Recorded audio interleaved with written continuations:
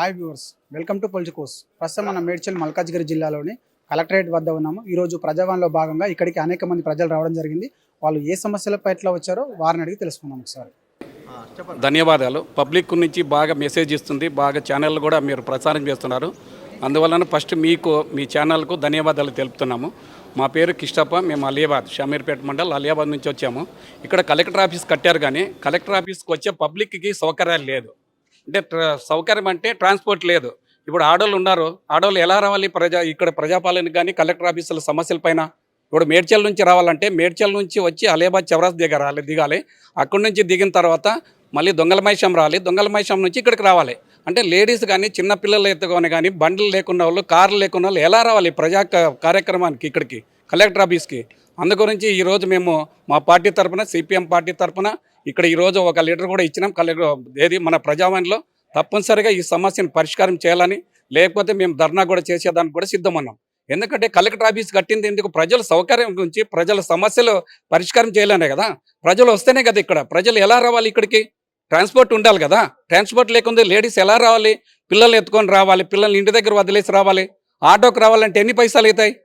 అందుగురించి మేము కలెక్టర్ గారికి ఇప్పుడే ప్రజావాణిలో ఒక లెటర్ కూడా ఇచ్చాం. తప్పనిసరిగా ఈ సమస్యని పరిష్కారం చేయాలని మేము ఈ ఛానల్ ద్వారా తెలుపుతున్నాం. అంటే బస్సు ఇక్కడ అసలు రావడం లేదండి. ఇక్కడ జాబ్ చేసే వాళ్ళకి మాత్రమే మార్నింగ్ వస్తుంది, ఈవినింగ్ వస్తుంది. వాళ్ళ ట్రాన్స్పోర్ట్ మాత్రమే వాళ్ళకి ఉంది, స్టాఫ్కు.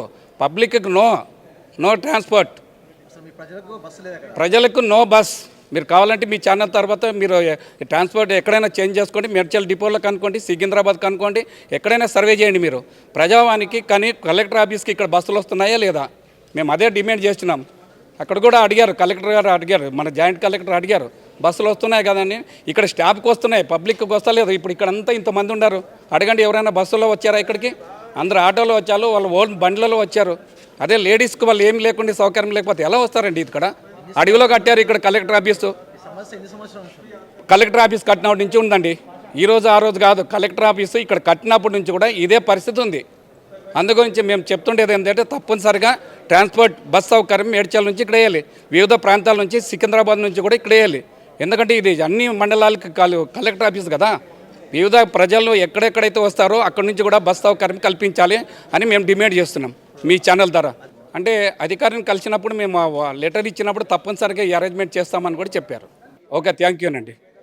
నేను తూముకుంటూ వచ్చింది ఆయన శంకర్. నా ఇంటి నల్ల బిల్లు కోసం వచ్చిన. మా ఇల్లు 3 ఫ్లోర్లు, 2110 రూపాయలు బిల్లు వేస్తారు. ఒకటే నల్ల, చిన్న నల్ల. దీనికోసం కలెక్టర్ ఆఫీస్కు 4-5 సార్లు వచ్చిన. రాసిస్తారు, రేపు అంటున్నారు, పని అయితే లేదు. అదే రేపు చేసేద్దాం అని జరుగుతలేదు. మరి ఏం చేయాలో అర్థమవుతుంది. మీరైనా దయచేసి నా కష్టాన్ని చేయలేదు. నేను సీనియర్ సిటిజన్, కొడుకు చనిపోయాడు. ఒక వీడియో కోడలు నేను పట్టుకొని సంసారం చేస్తాను. దండం పెట్టి మమ్మల్ని కన్సిడర్ చేయాలి. పోలే ఈ అధికారి దగ్గరికి వచ్చిన 4వ సారి. అదే చెప్తున్నా, రేపు ఇప్పుడు 6 నెలలు అవుతుంది. 6 నెలల నుంచి రేపు అంటున్నారు. ఇప్పుడు వస్తుంది మొత్తం ఇదే బిల్లు, ఒకటే బిల్లు, మారదలేదు, అస్సలు మారదలేదు. 2125 రూపాయలు. మేడం గారు సారు కలిసినాం. ఆయన సారు కలిస్తే మా పరిధి లేదు అన్నాడు. మా పరిధి లేదంటే బయట కూడా పోయించిన నేరేడుపేట క్రాస్ రోడ్ ఆఫీస్, అక్కడ పాపం వాళ్ళు మంచిగా మాట్లాడు. ఆ మేనేజర్ చెప్పి పెద్ద మనిషి వచ్చి తక్కువ అన్నాడు. చేయాలని ఈయన అంటాడు. అది చెప్పిన వాళ్ళకి రాసేయని. మళ్ళీ ఆడికి వెళ్ళి ఖైరతాబాద్ పోయినా, వాళ్ళు మాట్లాడలేదు మాకు ఆఫీస్. ఇక మళ్ళీ ఆడిపోతుంది, కూడా ఆడిపోతుంది. ఆయనకు అంతే. ఏం చేయాలి, ఎటు పోవాలి నాకు అర్థమవుతలేదు. మీరైనా కన్సల్ట్ చేసి చెప్పు, రేవులు తిరిగిపోవాలి, ఎక్కడ తిరగాలి. అది పోయి పెద్ద ఆఫీస్ ఇచ్చినా బాగుంటుండే. 3-4 చిన్న నల్ల, ఒక్క గీత నల్ల అప్లికేషన్ రాసింది, వాళ్ళే ఇచ్చారు. నమస్తే అండి, నా పేరు రమ అండి.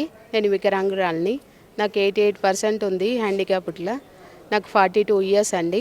ఇంకా 3 ఇయర్స్ అయితే జాబ్ రాదండి. నేను ఎప్పుడంటే నాకు 25 ఇయర్స్ నుంచి జాబ్ గురించి పెడుతున్నా అప్లికేషన్స్. ఈ కలెక్టర్ ఆఫీస్లో పెట్టినా, మళ్ళీ తర్వాత women and child welfare handicapped దాంట్లో పెట్టిన, లకడికాపుల్లో ఉండే అప్పుడు కలెక్టర్ ఆఫీస్ అక్కడ పోయి పెట్టిన, మళ్ళీ తర్వాత కీసరాకు వచ్చింది అక్కడ వెళ్ళి పెట్టిన, ఇప్పుడు ఇక్కడ కూడా పెట్టినా అండి. నాకు ఇంకా 3 ఇయర్స్ అయితే జాబ్ రాదు, నా ఏజ్ అయిపోతుంది. అందుకోసం ఏదన్నా సరే గవర్నమెంట్ జాబ్ కాకుండా గవర్నమెంట్లో ప్రైవేట్గా ఉంటాయి కదా అవన్నీ ఇవ్వండి అని అప్లికేషన్ పెట్టడానికి వచ్చినండి. ఆల్రెడీ 25 ఇయర్స్ అయిపోయింది జాబ్ల గురించి పెట్టి ఒక్క జాబ్ కూడా రాలేదు. నేను 10th వరకు చదివిన, ఏదైనా సరే అటెండెడ్ కానీ ఏదైనా సరే వస్తే బాగుండని ఆలోచన అండి. కానీ ఇంతవరకు రాలేదండి. కలిసిన ఆయన ఉమెన్ అండ్ చైల్డ్ వెల్ఫేర్కు రాసిచ్చిన, అక్కడ వెళ్ళి కనుక్కోండి అని చెప్పినారు. కనుక్కుందామని మళ్ళీ వచ్చిన సార్. కానీ మాలాంటి వాళ్ళకి ఒకటి గవర్నమెంట్ జాబ్ ఇస్తే చాలా మంచిగా ఉంటుందని ఆలోచన సార్. మా హస్బెండ్ అండి, ఆయన కూడా హ్యాండిక్యాప్డ్. ఆయనకు చిన్నప్పటి నుంచి లేదు, మధ్యలో వచ్చిందనమాట హ్యాండిక్యాప్డ్. నాకు ఒక్కదానికన్నా గవర్నమెంట్ జాబ్ వస్తే మేము ఇంటిని పోషించుకోగలుగుతామని ఆశ సార్. ఇచ్చే 4,000 ఇస్తున్నారు కానీ అదేం సరిపోతుంది సార్ పెన్షన్. అందుకోసం ఒక జాబ్ ఉంటే బాగుండు. ఒక 15,000 20,000 డ్యూటీ జాబ్ ఉన్నా కూడా మంచిగా ఉండదని ఆలోచన సార్. ఏదైనా పర్లేదు సార్, అటెండర్ లాగా ఇచ్చినా పర్లేదు, ఏది ఇచ్చినా సరే చేస్తా అని డిసైడ్ అయినా సార్. ఇంకా 3 ఇయర్స్ అయితే ఏజ్ అయిపోతుంది, ఇక జాబులు లేవంటారు. 45 ఇయర్స్ నేను పోస్ట్ ఆఫీస్లో పెన్షన్స్ ఇస్తారు కదా సార్, అది ఒక 7 days ఉంటుంది సార్, అది చేస్తాను. మామూలుగా 200 300 ఇస్తారు డైలీ, అది వర్క్ చేసుకుంటాను సార్. మామూలుగా ఇప్పుడు ఏమంటారు సార్, ఎవరైనా హ్యాండిక్యాప్డ్ వాళ్ళు ఉంటే వాళ్ళకు సదరన్ సర్టిఫికెట్లు పెన్షన్స్ అట్లా చేసుకుంటా ఫ్రీగా చేస్తారు సార్. సేవ చేస్తాను అంతే. కలెక్టర్ గారికి, సీఎం గారికి మరియు అందరు అధినేతలకు, అందరు మంత్రులకు అందరికీ నమస్కారం పెడుతున్నా సార్. నాకు ఎలాంటి ఆదరణ లేదు సార్. మేమిద్దరం హ్యాండిక్యాప్డ్, మా పాప చిన్నది సార్. ఏదైనా స్కూల్లో వేయాలంటే కూడా భయం వేస్తుంది సార్. అందుకోసం మాకు దయతలిచి ఒక గవర్నమెంట్ ఉద్యోగం ఇప్పించగలరని కలెక్టర్ గారిని, సీఎం గారిని రిక్వెస్ట్ చేసి అడుగుతున్నాను సార్. కొంచెం ఇప్పించగలరు సార్. ధన్యవాదాలు సార్. నా పేరు జాంగీర్ పాషా, మేము చెల్లపల్లి నుంచి వస్తున్నాము. మాకు ఎలక్షన్స్ కంటే ముందు గత ప్రీవియస్ ప్రభుత్వం ఉన్నప్పుడు తెలంగాణ గవర్నమెంట్లో మాకు ఇల్లులు అలాట్మెంట్ చేశారు, డబుల్ బెడ్రూమ్లు. దాని తర్వాత ఇంతవరకు ఏ అధికారులు మమ్మల్ని పట్టించుకుంటలేరు. మాకు మౌలిక సదుపాయాలు కూడా ఏమున్నాయి ఏం లేవు, ఎవరు చూస్తలేరు. ఖాళీ రండి ఇళ్ళలో ఉండండి, లేకపోతే ఇల్లులు గుంజుకుంటామని భయభ్రాంతులు చేస్తారు ఎంక్వైరీల పేర్ల మీద. కానీ అరే అక్కడ ప్రజలకు మళ్ళీ వాటర్ ఉందా, యూజింగ్ మంచి నీళ్ళు లేవు, మళ్ళీ వాళ్ళు ఎట్లా బతకాలి, అక్కడ లిఫ్ట్లు ఇచ్చారు, లిఫ్ట్లు సరిగ్గా పనిచేస్తలేవు. 9 ఫ్లోర్ల బిల్డింగ్ కట్టినాం, 9 ఫ్లోర్ల బిల్డింగ్లో మళ్ళీ వాళ్ళు ఎట్లా ఎక్కాలి, ఎట్లా దిగాలి, ఏం చేయాలి, ఏ అధికారులకు చెప్పినా ఎవరు పట్టించుకుంటలేరు. ఇప్పటికీ మేము గత సంవత్సరం నుంచి తిరుగుతున్నాం, కలెక్టర్ ఆఫీస్ తిరుగుతున్నాం, అక్కడ మేము ప్రతిభవన్లో పోయి చెప్పినాం, అన్ని అధికారుల్లో కలిసి చెప్పినాం. మున్సిపల్ ఆఫీస్ దగ్గర పోతే ఏమంటారు, హౌసింగ్ డిపార్ట్మెంట్ చెప్పండి అంటారు. హౌసింగ్ డిపార్ట్మెంట్లో ఏమంటారు, మాకేం సంబంధమే, మేము కట్టినాం ఇచ్చేసినాం, మాకేం సంబంధం లేదు, పోయి మీ మున్సిపల్ వాళ్ళకి చెప్పండి అంటారు. మళ్ళీ మున్సిపల్ నుంచి మళ్ళీ వచ్చి సార్ మీకే అంతగా సంబంధం, మాకు ఏం లేదంటారు వాళ్ళు. అంటే మళ్ళీ వాళ్ళు అంటారు, మరే మా దగ్గర ఎందుకు పంపించారు వాళ్ళు, అట్లా కాదా నువ్వు పోయి కలెక్టర్ ఆఫీస్ చెప్పు అంటారు. కలెక్టర్ ఆఫీస్ పోతే వీళ్ళు అంటారు అధికారులు, లెటర్ రాసుకుంటారు, పెట్టుకుంటారు, మేము చెప్తాము స్పందిస్తాము మీకు అంటారు. కానీ ఎక్కడి నుంచి స్పందన లేదు, ఎవరు వచ్చి కలవడం లేదు, ఏం లేదండి. ఎక్కడ గొంగలు అక్కడే ఉంది. మళ్ళీ మా గరీబులను ఎవరు పట్టించుకుంటలేరు. అసలు ఏందన్నట్టు పేరుకు చెప్పుకుంటేందుకు రాజకీయ నాయకులు మేము ఇల్లు ఇచ్చినాము, అది ఇచ్చినామని చెప్పుకుంటారు. కానీ మళ్ళీ దాన్ని ఏ విధంగా ముందు తీసుకుపోదాం, గరీబులను ఏ విధంగా కాపాడదామని ఏం లేదు. ఏమన్నా అంటే ఎంక్వైరీల పేర్ల మీద రండి ఉండండి, లేకపోతే ఇల్లులు గుంజుకుంటామని భయపెట్టిస్తారు తప్ప మళ్ళీ వాళ్ళకు వాటర్ సదుపాయం లేకుంటే చిన్న పిల్లలు ఉంటారు, ఆడవాళ్ళు ఉంటారు, పెద్ద వయసులో పెద్దవాళ్ళు ఉంటారు, మళ్ళీ ఏ విధంగా ఉంటారు. చుట్టూ మాకు ఇల్లు ఇచ్చిన దగ్గర పహారి కూడా లేదు, ఒక గేటు లేదు, ఏం లేదు. పక్కనేమో చెరువుకు ఆనుకొని మా డబుల్ బెడ్రూమ్లు ఉన్నాయి. అక్కడ గంజాయి బ్యాచ్ కూడా మా దగ్గర వచ్చి లోపల కూర్చుంటున్నారు.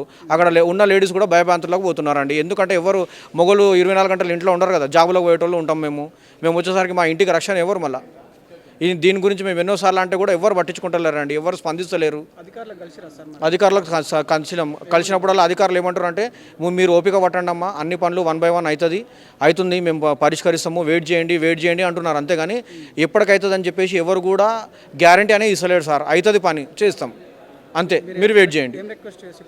మేమేం కోరుకుంటున్నాం అంటే మాకు ఇల్లు ఇచ్చిరయ్యా, మళ్ళీ మాకు పహారి గోడ కట్టండి, ఒక గేటు పెట్టండి, మాకు మౌలిక సదుపాయాలు మేము 9 ఫ్లోర్ల బిల్డింగ్ కట్టినాము, 6వ ఫ్లోర్ 7వ ఫ్లోర్లో 9 ఫ్లోర్లు ఉన్నాడు, ఎట్లా ఎక్కాలి, ఎట్లా దిగాలి, మళ్ళీ మా బతుకు తెరువు ఏంది. అక్కడ మేము రామంతపూర్లు ఉంటాం, మేము అక్కడి నుంచి మాకు చెల్లపల్లి ఇల్లు వచ్చింది కాబట్టి మేము అక్కడికి వెళ్ళి జాబులు ఇచ్చి పెట్టుకొని ఇక్కడ రాలేము. మళ్ళీ ఇక్కడ మాకు ఏమైనా జాబులు కూడా సృష్టించండి, మన ఇండస్ట్రియల్ ఏరియా కాబట్టి మాకు రండి, గవర్నమెంట్ ఏమైనా కల్పించుకొని మాకు ఉద్యోగ అవకాశాలు కూడా ఏమైనా కల్పియండి అని కూడా మేము కోరుకుంటున్నాము.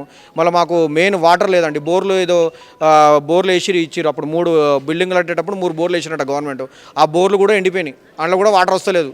మళ్ళీ తాగునీరు కూడా లేదు. ఇక మేము మళ్ళీ అట్లా 9 ఫ్లోర్లు 8 ఫ్లోర్లు 7 ఫ్లోర్లు వాటర్ ఎంతగానో ఎక్కువ పైకి పోవాలి మేము మెట్ల మీదకి వెళ్ళి చెప్పండి. లిఫ్ట్లు సరిగా పనిచేస్తలేవు. కరెంట్ పోయింది అనుకో అట్లా గంటలు అలా ఇరికిపోతారు పబ్లిక్. ఎవరు తీయాలి, ఎవరు కాపాడాలి? మాకేమైనా టెక్నికల్ నాలెడ్జ్ ఉంటుందా? మేమేమైనా లిఫ్ట్లు రిపేర్ చేసేటోళ్ళమా? ఏం చేసేటోళ్ళం మేము? మళ్ళీ అలా మంచి చెడు జరిగి ఎవరికైనా ప్రాణహాని జరిగితే దానికి రెస్పాన్సిబుల్ ఎవరు? అసలు ఎవరు పట్టించుకునేటోళ్ళు లేరు మాకు. మేము ఇప్పటికీ కలెక్టర్ ఆఫీస్కి నేను సంవత్సరం నుంచి వస్తున్నాం, ఒక్కసారి కూడా కలెక్టర్ గారు కలిసింది లేదు మమ్మల్ని.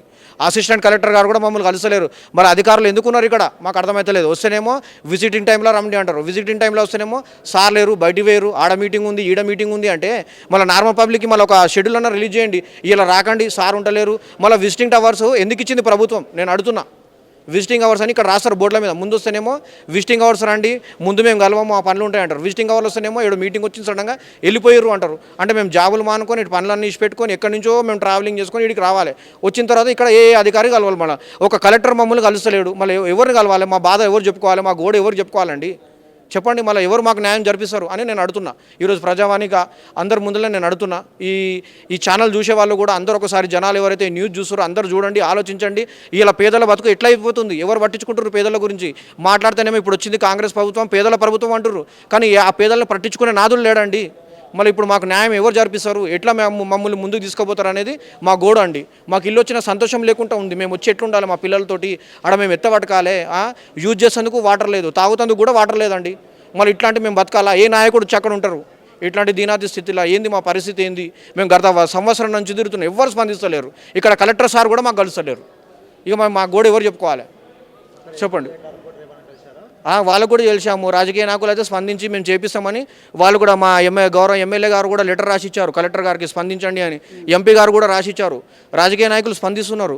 ఇక్కడ వచ్చిన తర్వాత అధికారులు స్పందిస్తారు, పని చేస్తామంటున్నారు. కానీ గ్యారంటీ ఎవరు ఇస్తలేరు. ఎప్పుడు అనేది తెలియదు. కలెక్టర్ గారిని కలుద్దామని గత సంవత్సరంన్నర నుంచి కిరుతున్నామండి. ఆడ లెటర్లు కూడా ఇచ్చినాం. అరే మళ్ళీ ఎందుకు ఇన్నిసార్లు వచ్చిరని కలెక్టర్ నుంచి ఒక ఫోన్ కూడా వస్తలేదు మాకు కలెక్టర్ ఆఫీస్ నుంచి. ఇలా బాధ ఎందుకు కనుక్కుందామని ఒక ఆఫీసర్ గురించి ఫోన్ వస్తలేదు. లేదు కలెక్టర్ అదే అంటున్నా, కలెక్టర్ ఆఫీస్ నుంచి ఒక ఫోన్ రాలేదండి మాకు. అసిస్టెంట్ కలెక్టర్ గారు కూడా మాకు ఇంతవరకు కలవలేదు. ఏమనంటే విజిటింగ్ అవర్స్ రావడం, విజిటింగ్ అవర్స్ వస్తేనేమో సార్ లేరు అంటారు, మేడం లేరు అంటారు. లేకపోతే ఉన్నా కూడా పెద్ద ఆఫీసర్లు వచ్చి మీటింగ్ నడుస్తుంది అంటారు. మళ్ళీ ఇక మళ్ళీ మాకు న్యాయం ఎట్లా? Please subscribe to the channel and download the Politicos app from the links in the description.